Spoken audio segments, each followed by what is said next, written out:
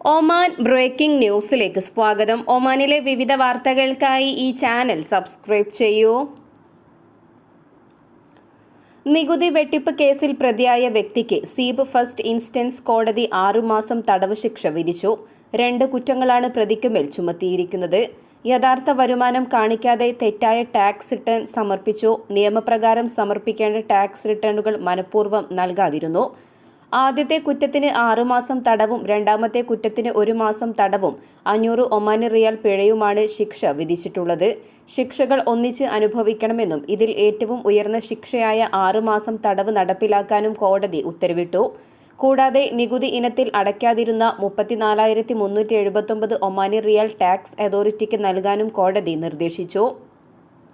Tax authority വക്താവ് നൽകുന്ന വിവരങ്ങൾ പ്രകാരം പ്രതി തന്റെ കമ്പനിയുടെ 2018 ടാക്സ് റിട്ടേണിൽ യഥാർത്ഥ വരുമാനമല്ല കാണിച്ചത്. ബാങ്ക് സ്റ്റേറ്റ്മെന്റുകളും കമ്പനിയുടെ ഫൈനൽ അക്കൗണ്ടുകളും പരിശോധിച്ചപ്പോൾ വരുമാനത്തിൽ വലിയ വ്യത്യാസം കണ്ടെത്തി. കൂടാതെ 2019 മുതൽ 2023 വരെയുള്ള വർഷങ്ങളിൽ നികുതി അടയ്ക്കുന്നത് ഒഴിവാക്കാൻ വേണ്ടി റിട്ടേണുകൾ സമർപ്പിച്ചിട്ടുമില്ല. 34,379 റിയാലാണ് ഇത്തരത്തിൽ നികുതി ഇനത്തിൽ വെട്ടിച്ചത്. നികുതി വെട്ടിപ്പ് നടത്തുന്നവർക്കെതിരെ ഒമാനിൽ നിയമം കർശനമായി നടപ്പിലാക്കുമെന്നും പൊതുപണം സംരക്ഷിക്കുന്നതിനായി കർശന പരിശോധനകൾ തുടരുമെന്നും ഒമാൻ ടാക്സ് അതോറിറ്റി പ്രസ്താവനയിൽ വ്യക്തമാക്കി.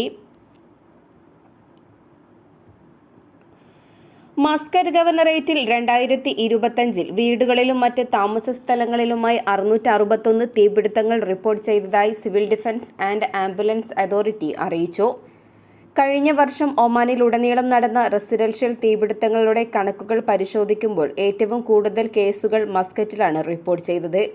മസ്കറ്റിൽ മാത്രം 661 തീപിടുത്തങ്ങൾ ഉണ്ടായപ്പോൾ വടക്കൻ ബാത്തിന ഗവർണറേറ്റിൽ 321 കേസുകളും ദോഫാറിൽ 153 കേസുകളും റിപ്പോർട്ട് ചെയ്തു.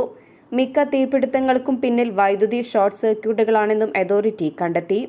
നിലവാരമില്ലാത്ത ഇലക്ട്രിക് വയറുകളും പ്ലഗുകളും ഉപയോഗിച്ചതും എയർ കണ്ടീഷണറുകൾ പോലുള്ള ഉപകരണങ്ങൾ ദീർഘനേരം വിശ്രമമില്ലാതെ പ്രവർത്തിപ്പിക്കുന്നതും അപകടങ്ങൾക്ക് കാരണമാകുന്നു.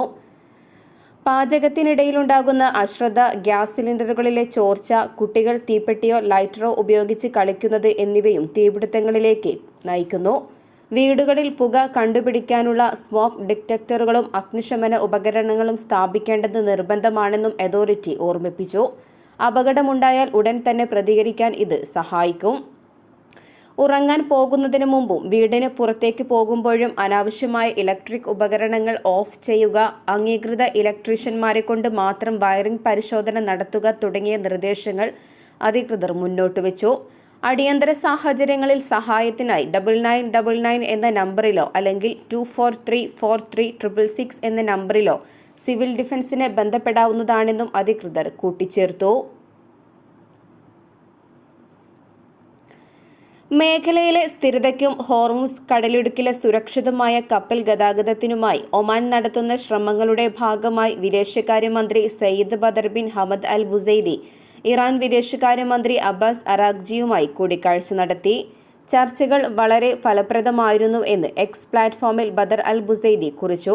കടലിടുക്കിന്റെ തീരത്തുള്ള രാജ്യങ്ങൾ എന്ന നിലയിൽ അന്താരാഷ്ട്ര സമൂഹത്തോടുള്ള തങ്ങളുടെ പങ്കിട്ട ഉത്തരവാദിത്തം ഇരുപക്ഷവും തിരിച്ചറിയുന്നതായും അദ്ദേഹം പറഞ്ഞു. ദീർഘകാലമായി തടഞ്ഞുവച്ചിരുന്ന കപ്പൽ ജീവനക്കാരെ മോചിപ്പിക്കേണ്ടതിന്റെ മാനുഷികമായ അടിയന്തര പ്രാധാന്യം അദ്ദേഹം എടുത്തു പറഞ്ഞു. സുരക്ഷിതവും തടസ്സമില്ലാത്തതുമായ സമുദ്ര ഗതാഗതം ഉറപ്പാക്കാൻ സുസ്ഥിരമായ നയതന്ത്രവും പ്രായോഗിക പരിഹാരങ്ങളും അനിവാര്യമാണെന്നും സയ്യിദ് ബദർ അൽ ബുസൈദി കൂട്ടിച്ചേർത്തു. മസ്കറ്റ് ഗവർണറേറ്റിലെ വിവിധ സ്ഥലങ്ങളിലായി 26 വാഹനങ്ങൾ കുത്തിത്തുറന്ന് മോഷണം നടത്തിയ പ്രതിയെ റോയൽ ഒമാൻ പോലീസ് പിടികൂടി. സമാനമായ കുറ്റകൃത്യങ്ങൾ തുടർച്ചയായി ചെയ്തിട്ടുള്ള ഒരു വ്യക്തിയാണ് പിടിയിലായതെന്നും അധികൃതർ സ്ഥിരീകരിച്ചു. വാഹനങ്ങളുടെ ചില്ലുകൾ തകർത്തും വാതിലുകൾ കുത്തിത്തുറന്നും അകത്തു കയറി ഉള്ളിലുണ്ടായിരുന്ന പണവും മറ്റ് വിലപിടിപ്പുള്ള വസ്തുക്കളുമാണ് ഇയാൾ മോഷ്ടിച്ചിരുന്നത്. മസ്കറ്റ് ഗവർണറേറ്റിലെ പോലീസ് കമാൻഡ് നടത്തിയ അന്വേഷണത്തിലാണ് പ്രതി പിടിയിലായത്. ഇയാൾക്കെതിരെയുള്ള നിയമ നടപടികൾ പൂർത്തിയാക്കി വരികയാണെന്നും പോലീസ് അറിയിച്ചു. വാഹനങ്ങളിൽ വിലപിടിപ്പുള്ള വസ്തുക്കളും പണവും അശ്രദ്ധമായി വെക്കരുതെന്നും സുരക്ഷിതമായ സ്ഥലങ്ങളിൽ മാത്രം പാർക്ക് ചെയ്യണമെന്നും പൊതുജനങ്ങൾക്ക് പോലീസ് നിർദ്ദേശം നൽകി.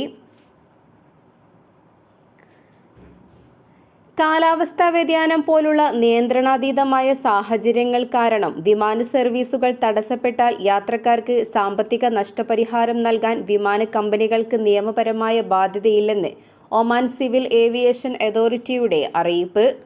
യാത്രക്കാരുടെ അവകാശങ്ങൾ സംരക്ഷിക്കുന്നതിനായി ഒമാൻ പുറപ്പെടുവിച്ച പാസഞ്ചർ റൈറ്റ്സ് റെഗുലേഷൻ പ്രകാരമുള്ള മാർഗനിർദ്ദേശങ്ങളിലാണ് ഇക്കാര്യം വ്യക്തമാക്കിയിരിക്കുന്നത്.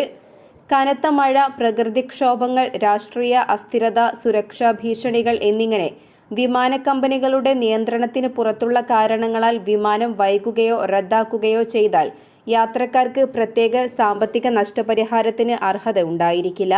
വിമാനം റദ്ദാക്കുകയോ ദീർഘനേരം വൈകുകയോ ചെയ്യുന്ന സാഹചര്യത്തിൽ യാത്ര തുടരാൻ താൽപ്പര്യമില്ലാത്തവർക്ക് ടിക്കറ്റ് തുക പൂർണ്ണമായും തിരികെ നൽകാൻ വിമാന കമ്പനികൾ ബാധ്യസ്ഥരാണ്.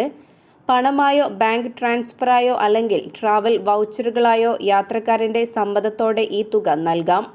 വിമാനം റദ്ദാക്കപ്പെട്ടാൽ യാത്രക്കാരെ മറ്റൊരു വിമാനത്തിൽ ലക്ഷ്യസ്ഥാനത്ത് എത്തിക്കാനുള്ള സൗകര്യം കമ്പനികൾ ഉറപ്പാക്കണം. വിമാനം വൈകുന്ന സമയങ്ങളിൽ യാത്രക്കാർക്ക് ഭക്ഷണം, ലഘുഭക്ഷണം, വാർത്താവിനിമയ സൗകര്യങ്ങൾ എന്നിവയും നൽകണം. താമസം ആവശ്യമായി വരുന്ന സാഹചര്യങ്ങളിൽ ഹോട്ടൽ സൗകര്യവും വിമാനത്താവളത്തിൽ നിന്നുള്ള ഗതാഗതവും വിമാന കമ്പനി സൗജന്യമായി നൽകേണ്ടതുണ്ട്. സാങ്കേതിക കാരണങ്ങളാലോ മറ്റ് സാധാരണ കാരണങ്ങളാലോ വിമാനം റദ്ദാക്കുകയാണെങ്കിൽ കുറഞ്ഞത് 2 ആഴ്ച മുമ്പെങ്കിലും യാത്രക്കാരെ അറിയിക്കണം. അല്ലാത്തപക്ഷം യാത്രക്കാർക്ക് നിശ്ചിത തുക നഷ്ടപരിഹാരത്തിന് അർഹതയുണ്ടായിരിക്കും. ഒമാനിൽ കനത്ത മഴയെ തുടർന്ന് കര കവിഞ്ഞൊഴുകുന്ന വാദികൾ അശ്രദ്ധമായി മുറിച്ചു കടക്കുന്നവർക്കെതിരെയുള്ള നിയമ നടപടികൾ കൂടുതൽ കർശനമാക്കാൻ അധികൃതർ ആലോചിക്കുന്നു. ആവർത്തിച്ചുള്ള മുന്നറിയിപ്പുകൾ അവഗണിച്ച് ഇത്തരം അപകടകരമായ പ്രവർത്തനങ്ങളിൽ ഏർപ്പെടുന്നവർക്കുള്ള പിഴയും തടവു ശിക്ഷയും വർദ്ധിപ്പിച്ചേക്കുമെന്നും ഒമാൻ പബ്ലിക് പ്രോസിക്യൂഷൻ നാസർ അൽ സവാഇ മുന്നറിയിപ്പ് നൽകി. ന്യൂനമർദ്ദ സാഹചര്യങ്ങൾ, പ്രതികരണവും സ്വാധീനവും എന്ന വിഷയത്തിൽ നടന്ന സെമിനാറിലാണ് അദ്ദേഹം ഇക്കാര്യം വ്യക്തമാക്കിയത്. നിലവിലെ ശിക്ഷാ നടപടികൾ ജനങ്ങളെ ഇത്തരം നിയമലംഘനങ്ങളിൽ നിന്നും പിന്തിരിപ്പിക്കാൻ പര്യാപ്തമല്ലെങ്കിൽ അവ പുനർപരിശോധിക്കുകയും കൂടുതൽ കടുത്ത ശിക്ഷകൾ ഏർപ്പെടുത്തുകയും ചെയ്യേണ്ടിവരുമെന്ന് നാസർ അൽ സവാഇ പറഞ്ഞു.